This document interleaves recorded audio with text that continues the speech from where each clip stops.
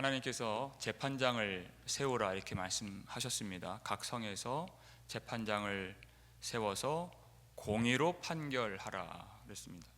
하나님은 절대적으로 의로우신 하나님이십니다. 공의로우신 분이십니다. 율법이란 하나님의 의로운 성품에서 나온 율법입니다. 그래서 하나님이 택하신 이 백성들의 나라에서 하나님의 율법을 통해 하나님의 통치가 나타나도록 재판장을 세워서 공의로 판결하게 하라 이렇게 명령을 해 주셨습니다. 오늘 본문을 보니까 이 8절에 함께 읽겠습니다. 내 성중에서 서로 피를 흘렸거나 다투었거나 구타하였거나 서로 간에 고소하여 내가 판결하기 어려운 일이 생기거든 너는 일어나 네 하나님 여호와께서 택하실 곳으로 올라가서. 아멘. 각 성의 재판장을 세우라 그랬는데 그 일반적인 사건, 이 시시비비가 명확하게 갈리는 사건일 경우에는 각 성에서 재판을 하면 됩니다. 그런데 오늘 말씀 보니까 판결하기 어려운 일이 생기거든 그때는 여호와께서 택하실 곳으로 올라가라 이 말씀이죠. 판결하기 어려운 일, 특별히 여기서 피를 흘렸거나 하는 이러한 내용은 살인 사건을 의미하는 것입니다. 피를 흘리다 살인 사건을 의미하는 것인데 이 살인 사건에서 가장 중요한 것이 뭐죠? 율법에서 고의성이 있느냐 하는 것입니다. 고의성이 있느냐 아니면 과실치사로 부주의하게 죽였느냐 이것이 아주 중요한데 근데 이것을 가리기가 참 어렵습니다. 고의성이 있는지 원한이 있는지. 고의성이 있어서 원한이 있어서 누군가를 죽였다면 반드시 그를 죽이도록 되어 있습니다. 근데 부주의하게 죽인 것은 그렇게 하지 않죠. 이렇게 판결하기 어려운 문제가 있을 때에는 여호와께서 택하실 곳으로 중앙성소가 있는 그곳으로 나오라 하는 것이. 또 다툼이 일어났다. 이 다툼이 있을 때에도 서로가 피해를 주장하는 이 사건이 있습니다. 그러면은 그 말만 듣고서는 어느 쪽에 이야기를 들어줘야 될지 잘 분간하기 어려울 때가 있습니다. 그럴 때에도 그 어려운 사건, 판결하기 어려운 사건이 있으면 여호와께서 택하실 곳으로 나오라 하는 것이에요. 그러면 9절 말씀을 함께 읽겠습니다. 레위 사람 제사장과 당시 재판장에게 나아가서 물으라. 그리하면 그들이 어떻게 판결할지를 내게 가르치리니. 아멘.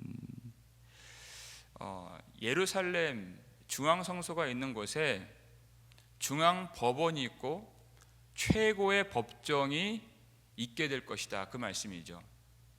그러니까 이 예루살렘은 예배의 중심지만 되는 것이 아니라 하나님의 율법으로 인한 통치의 중심지가 될 것이다. 이게 예배와 같이 가는 것입니다. 하나님의 통치예요. 그 중앙성소가 있는 곳에 최고의 법정이 있어서 거기서 공의로 판결할 것이다. 누구에게 나옵니까? 보니까 레위 사람 제사장과 당시 재판장에게 나아가서 물으라 이렇게 되어 있어요. 여러분, 이 각 성에서 어떤 이 소송에 휘말렸는데 죄가 없는 사람이에요. 근데 판결을 내주질 않습니다. 자칫 자신이 가해자가 될 수 있고 자신이 벌을 받을 수가 있고 또 피해 보상을 해야 되는 상황이 있을 수 있습니다.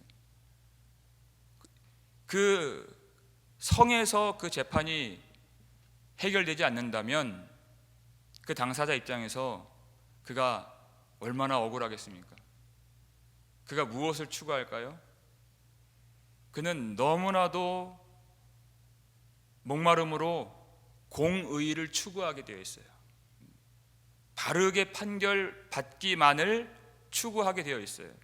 그 의를 구하는 마음으로 하나님이 택하실, 하나님이 임재하시는 그 중앙성소 최고의 법정으로 나오라. 그걸 가지고 재판장에게 물으라 이렇게 하면 되는데 레위 사람 제사장에게 물으라 이렇게 되어 있어요. 왜냐하면 이스라엘 나라는 신정국가입니다. 율법에는 도덕법만 있는 것이 아니라 종교법과 도덕법이 한 율법에 담겨 있는 것이에요.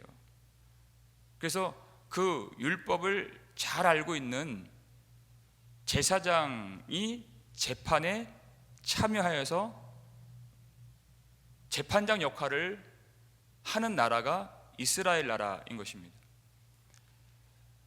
민수기 5장을 보면 이 간통죄로 기소된 한 여인의 사건 예가 나오죠. 심증은 있는데 물증이 없어요. 간통한 것 같은데 물증이 없는 그 여인을 어떻게 판결을 하게 됩니까? 그 여인을 제사장에게 데리고 나옵니다. 그럼 제사장이 그를 여호와 앞에 세워요. 그 기소된 여인을. 그리고 한 그릇에 거룩한 물을 담고 그리고 성막에 있는 흙을 그 그릇에 뿌리고 여자의 머리를 풀게 하고 맹세를 하게 합니다. 부정한 일이 있으면 배가 붓고 널쩍다리가 마를 것이요 하면 아멘 아멘 이렇게 맹세를 해요. 그리고 그 물을 마시게 하는 겁니다. 하나님 앞에서. 그러면 부정한 일이 있으면 맹세한 대로 배가 부어오르고 널쩍다리가 마르게 되죠. 그런데 아무런 부정한 일이 없었다면 아무런 해도 받지 않게 되는 것입니다. 이건 하나님의 섭리죠. 하나님이 공의로운 재판장이 되어 주시겠다는 것입니다. 죄가 있는 사람은 죄 있음의 판결을 받게 하시고 죄가 없는 사람은 죄 없음의 판결을 하나님이 내려주신다, 그 얘기예요. 이건 사람이 할 수 있는 일이 아니에요. 역대하 19장 6절 말씀을 보실까요? 읽겠습니다. 재판관들에게 이르되 너희가 재판하는 것은 사람을 위하여 할 것인지 여호와를 위하여 할 것인지를 잘 살피라. 너희가 재판할 때에 여호와께서 너희와 함께 하심이니라. 아멘. 이 재판이 어느 한 사람을 위한 것인지 아니면 여호와를 위한 것인지 하나님의 의를 위한 것인지 하나님의 나라를 위한 것인지 잘 살피라 하는 것이에요. 어느 한 사람을 위해서 재판하는 것이 아니라 이 재판하는 이 행위 자체가 하나님을 위한 것이고 하나님의 나라와 그의 의를 구하는 일이다.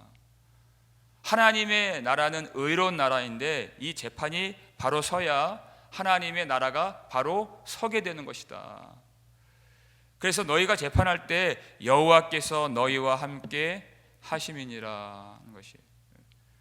그 재판이 어떤 재판이? 하나님 앞에서의 재판이고 하나님이 불꽃 같은 눈으로 그 모든 재판을 지켜보고 계신다는 것입니다. 아무리 사람의 지혜로 판결하기 어려운 일이라 할지라도 어느 한 사람이 타인을 속인다 할지라도 전지하신 하나님이 공의로운 재판장이신 하나님이 그 재판을 공의롭게 인도해 주신다는 것이에요. 하나님이 함께 하신다. 그래서 하나님이 당신의 의로운 나라를 세워 가실 것이다 그랬어요. 그때 백성들의 의무가 있습니다. 10절, 11절 말씀인데요. 함께 하겠습니다. 여호와께서 택하신 곳에서 그들이 내게 보이는 판결의 뜻대로 내가 행하되 그들이 내게 가르치는 대로 삼가 행할 것이니 곧 그들이 내게 가르치는 율법의 뜻대로 그들이 내게 말하는 판결대로 행할 것이요 그들이 내게 보이는 판결을 어겨 좌로나 우로나 치우치지 말 것이니라. 아멘. 자, 이때 이 재판관과 이 제사장들은 하나님의 대리자들이에요. 공의로우신 하나님의 대리자들, 하나님의 율법으로 통치하게 하는 하나님의 종들이에요. 그리고 이때 이 판결은 하나님이 주신 판결이에요. 왜냐하면 하나님이 함께 하시겠다고 약속하셨기 때문에. 그러면 백성들은 그 판결의 뜻대로 그대로 복종을 해야 된다는 것입니다. 좌로나 우로나 치우치지 말고 그 말씀대로 그대로 순종을 하고 그 판결을 받아들여야 된다는 것이에요. 하나님이 죄가 있다 그러면 그런 죄가 있는 것입니다. 하나님의 율법의 뜻대로 죄가 있다 그러면 그걸 판결하시는 분은 하나님이세요. 그게 율법의 뜻대로예요. 나는 죄가 없는데요, 그건 불복종하는 것입니다. 하나님이 판결을 내려주시면 그 판결의 뜻대로 그대로 받아들이는 것이 하나님을 경외하는 것입니다. 하나님의 권위를 인정하는 것이에요. 근데 자기 스스로 죄가 없다 그러면 하나님을 모독하는 것이고 하나님을 부정하는 것입니다. 하나님의 뜻은 그 백성들과 나라 안에 악을 제하시는 것이에요.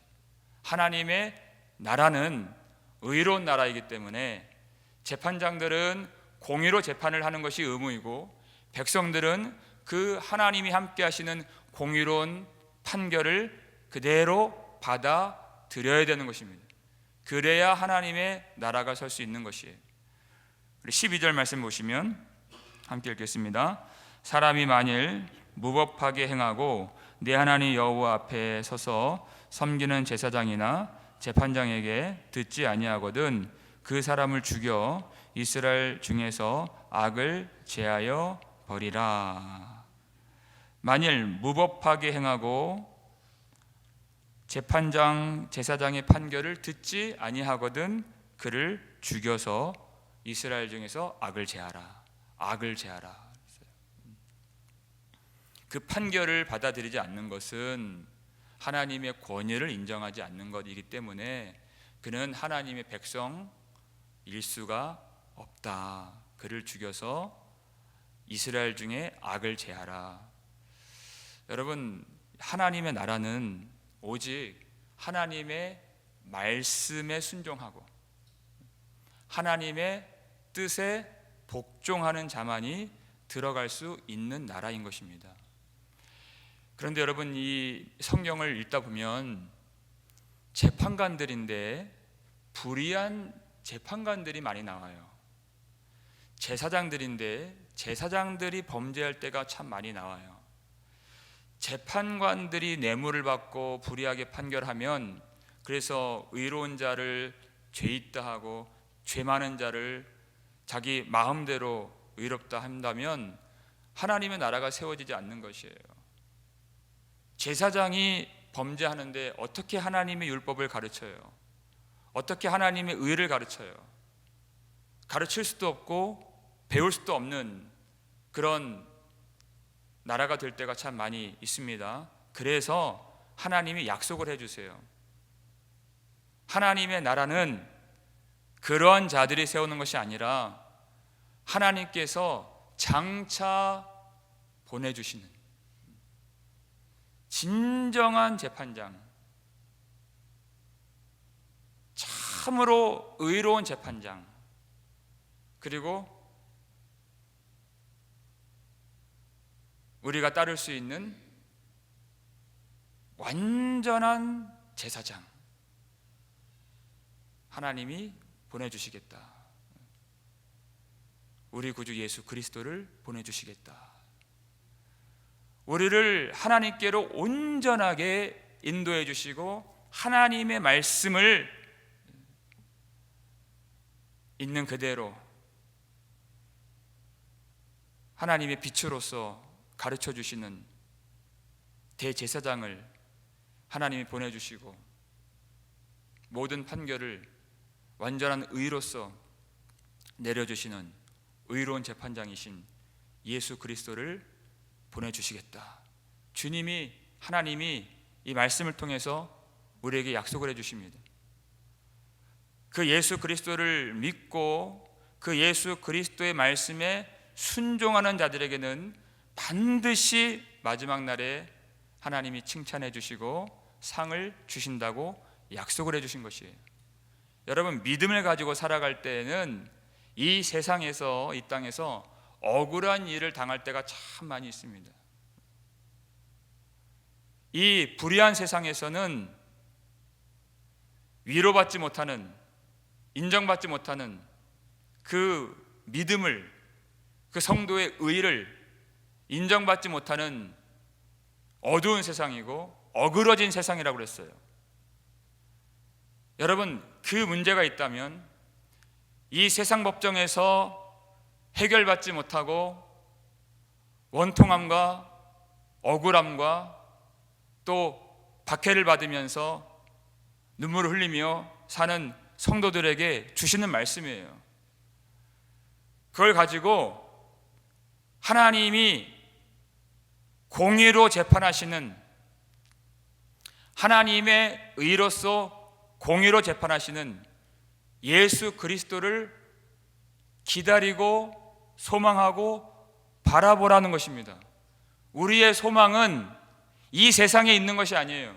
믿음으로 살면 살수록, 하나님의 말씀을 지키면 지킬수록 이 세상은 교회를, 성도를 미워하는 세상이고 박해하는 세상이고 핍박하는 세상인 것입니다. 우리가 진실한 믿음을 가질수록 공의로운 재판장이신 예수 그리스도를 기다릴 수밖에 없는 것입니다. 하나님께서 예수님 오시는 그날까지 예수님을 통하여 우리에게 힘을 주시고 예수 그리스도를 끝까지 그 억울함 속에서, 그 답답함 속에서, 환난과 박해 가운데에서 눈물로 주님을 소망하며 기다린 주의 백성들에게 하나님은 예수님 오시는 날에 반드시 하나님의 영광을 비춰주시고 하나님께서 의롭다고 판결해 주시는 그런 놀라운 은혜가 우리 가운데 임하게 될 줄로 믿습니다.